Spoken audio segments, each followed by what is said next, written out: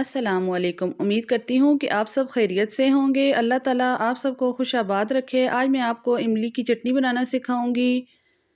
उसके लिए हमें 1 पाव इमली चाहिए और उसमें हमने 2 गिलास पानी डालकर इसको जो है गैस पर पकने के लिए हमने रख दिया है। जब ये अच्छे तरीके से पक जाए तो इसको चम्मच के साथ जो है हमने इस तरह मैश कर देना है ताकि गुठलियों से इसका पल्प अच्छे तरीके से उतर जाए। 10 से 15 मिनट पकाने के बाद आपने चूल्हा बंद कर लेना है और इसको एक अलग बर्तन में छान लेना है। इस तरीके से आप इसको छान लें, इसका जो है पल्प अलग कर लें।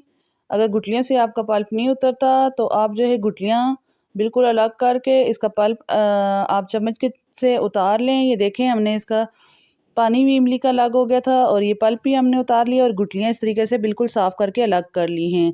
अब हमने इसको जूसर जग में डालना है, पल्प को और इमली के पानी को, जो कि हमारे पास बॉयल होते वक्त आया है पानी।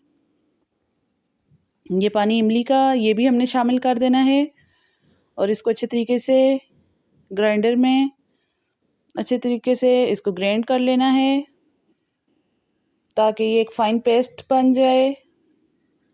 क्योंकि वो जो पल्प था वो इतने अच्छे तरीके से मैश नहीं हुआ था, तो इस वजह से हमने इसको डाल के जो है ब्लेंड किया है ताकि ये अच्छे तरीके से मैश हो जाए, एक फ़ाइन सा पेस्ट बन जाए, जैसे कि हमें रेडीमेड बाज़ार से चटनी मिलती है या सॉस मिलते हैं उस तरीके से। और ये हमने 2 डलियाँ गुड़ की डाल देनी हैं। आप भी इस तरीके से गुड़ डाल लें। शक्कर है, आप शक्कर डालना चाहते हैं तो शक्कर भी डाल सकते हैं। इस तरीके से आपने शक्कर डाल के इसको अच्छे तरीके से पकाना है और साथ-साथ चम्मच हिलाते रहें जब तक हमारी चटनी पक रही है। अगर आपको मेरी वीडियो अच्छी लगती है तो आप मेरी वीडियो को लाइक कर दिया करें और शेयर किया करें, और अगर आप मेरे चैनल पर नए हैं तो सब्सक्राइब कर लिया करें। अब हमने इसमें नमक डाल देना है और थोड़ा सा हम जो है इसमें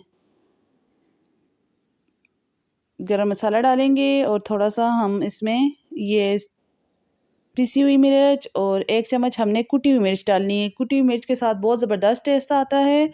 और ये चुटकी भर हमने इसमें काला नमक डाला है और आपने इसको अच्छे तरीके से पकाना है। ये देखें जैसे जैसे पकता जा रहा है हमारी इमली का चटनी का कलर कितना ज़बरदस्त होता जा रहा है और कितनी मज़ेदार कितनी यमी लग रही है। आप इस तरीके से चटनी बनाकर रमज़ान के लिए सेव करें। इसको समोसों पकौड़ों के साथ, आप चाट के साथ खा सकते हैं।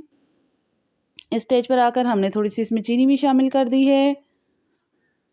ये बहुत ज़बरदस्त और बहुत ही मज़ेदार खट्टी मीठी सी चटनी होती है। बच्चों और बड़ों को सबको बहुत पसंद आती है।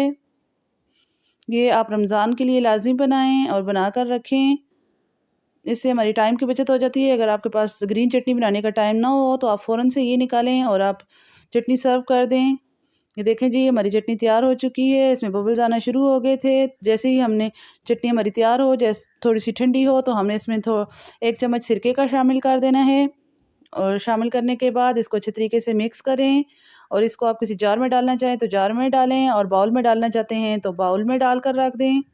ये देखिए जी आप प्लेट पर भी इस तरीके से चेक कर सकते हैं कितनी गाढ़ी है और नीचे की तरफ नहीं गिर रही चटनी हमारी। तो ये समझे कि हमारी चटनी तैयार हो चुकी है। यही इसकी निशानी है कि ये प्लेट से नीचे नहीं गिरती। और ये देखें जी हमारी कितनी ज़बरदस्त सी चटनी तैयार हो चुकी है। इसी के साथ मैं आपसे इजाज़त चाहूँगी। अल्लाह हाफ़िज़।